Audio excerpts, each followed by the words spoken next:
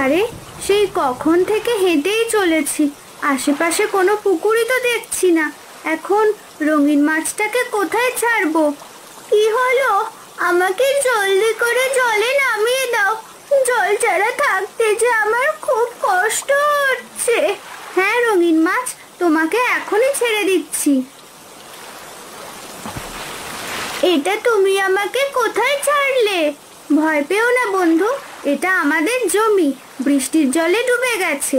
আসলে চারপাশে কোনো পুকুর দেখতে না পেয়ে তোমাকে এখানেই ছাড়তে হলো। আমি এখানে সারা জীবন থাকতে পারবো তো বন্ধু? এখানে জল তো একসময় শুকিয়ে যাবে। চিন্তা করো না তুমি, বৃষ্টি কমলে আমি তোমাকে দূরের নদীতে ছেড়ে দিয়ে আসবো। আপাতত তুমি এখানেই থাকো বন্ধু। ঠিক আছে বন্ধু, তুমি অনেক ভালো, আজ আমার জীবন বাঁচিয়েছো। এবার আমি যাই বন্ধু, তোমার সাথে পরে আবার কথা হবে। ঠিক আছে বন্ধু, তুমি এবার এসো।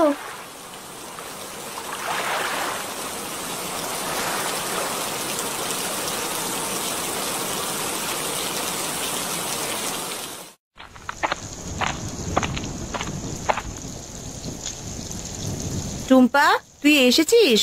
তা জগাই পচা মাছ রেখে ভালো মাছ দিয়েছে তো? হ্যাঁ মা, দিয়েছে, তবে প্রথমে দিতে চাইনি, পরে মোড়লের ভয়ে পচা মাছ বদলে দিয়েছে। তাহলে এত দেরি হলো কেন? আসলে একটা রঙিন মাছ। কি? কিসের রঙিন মাছ? না না মা, কোনো রঙিন মাছ নয়। আরে বাহ, কি সুন্দর ডিম ভাজার ঘ্রাণ আসছে।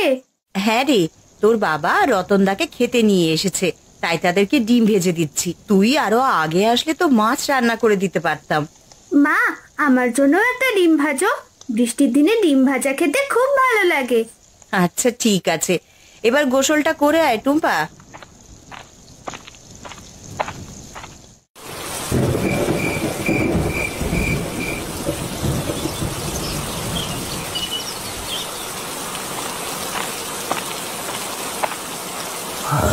রে যতীন, এই বৃষ্টির ভেতর কোথায় যাচ্ছিস? আর বলো না খুড়ো, টানা এক নাগারে বৃষ্টি হওয়ায় জমিটা একেবারে ডুবে গেছে। তাই এই বছর আর চাষাবাদ করবো না, সেই জন্য মোড়লের কাছে কিছু টাকা ধার নিতে যাচ্ছি। হ্যাঁ রে, মোড়লের কাছে টাকা ধার সাবধানে নিস, পরে সময় মতো শোধ করতে না পারলে কিন্তু বিপদ। সে আমি জানি খুড়ো, তা তুমি বাজার থেকে ফিরলে নাকি? হ্যাঁ, জগায় থেকে কিছু মাছ কিনে আনলাম। বৃষ্টির ভেতর ইলিশ খিচুড়ি খেতে খুব ইচ্ছে করছে। কিন্তু ওই জগায় তো পচা মাছ গুছিয়ে দেয় খুড়ো। সে আমি জানি, তাই তো বেছে বেছে কয়েকটা ছোট ইলিশ মাছ নিয়ে এসেছে, এবার বাড়িতে গিয়ে খাবো।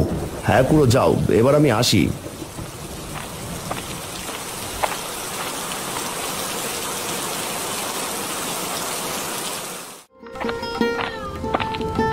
কি রে টুম্পা, এই বৃষ্টির ভেতরে মুড়ির থালা নিয়ে কোথায় যাচ্ছিস? আমি একটু বাবার জমিতে যাচ্ছি মা, একটু পরেই চলে আসবো। ও মা, মুড়ির থালা নিয়ে জমিতে কি কাজ রে? সে তোমাকে বলা যাবে না মা, আমি এখনই চলে আসবো। যাওয়ার সময় ছাতা মাথায় দিয়ে যাস, নয়তো বৃষ্টিতে ভিজে আবার ঠান্ডা লেগে যাবে। ঠিক আছে মা, এবার আমি যাই।